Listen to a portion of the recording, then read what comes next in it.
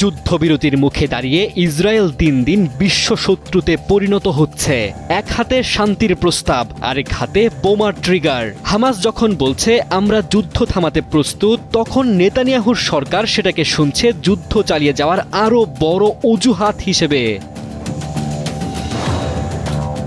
গাজায় আগুন আর ধ্বংসযজ্ঞের মধ্যেও হামাস শেষ পর্যন্ত যুদ্ধবিরতির সর্বশেষ প্রস্তাব মেনে নিয়েছে। কাতার ও মিশরের মধ্যস্থতায় তারা জানিয়েছে ৬০ দিনের জন্য লড়াই বন্ধ রাখতে প্রস্তুত তারা।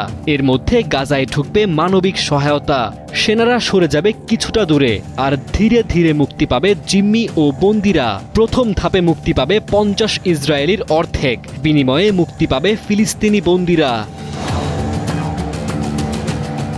প্রশ্ন হলো, এই প্রস্তাবে কি যুদ্ধ শেষ হবে? ইতিহাস বলছে না। আগের প্রতিবারের মতোই এবারও ইসরায়েলের আসল লক্ষ্য যুদ্ধ থামানো নয়, বরং যুদ্ধবিরতিকে সময় ক্ষেপণের কৌশল হিসেবে ব্যবহার করা। গাজা দখলের পরিকল্পনা ইতোমধ্যেই ঘোষণা করেছে নেতানিয়াহু। প্রতিরক্ষামন্ত্রী কাজ খোলাখুলি বলেছেন, হামাস আলোচনায় আসছে কারণ তারা জানে আমরা গাজা দখলে অটল।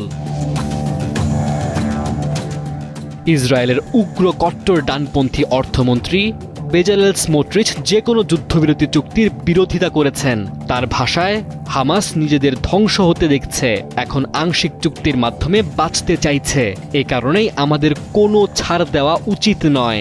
হামাস চাইছে স্থায়ী সমাধান, কিন্তু ইসরায়েলের কাছে সেটা শুধু অস্থায়ী বিরতি, যাতে জিম্মিদের উদ্ধার করার পর আবারও গাজায় আগুন ধরানো যায়। শান্তির ভাষা যতবার উচ্চারিত হচ্ছে, ততবারই ইসরায়েল সেটাকে রূপান্তর করছে যুদ্ধের নতুন প্রোপাগান্ডায়। ডেস্ক রিপোর্ট, সময়ের আলো।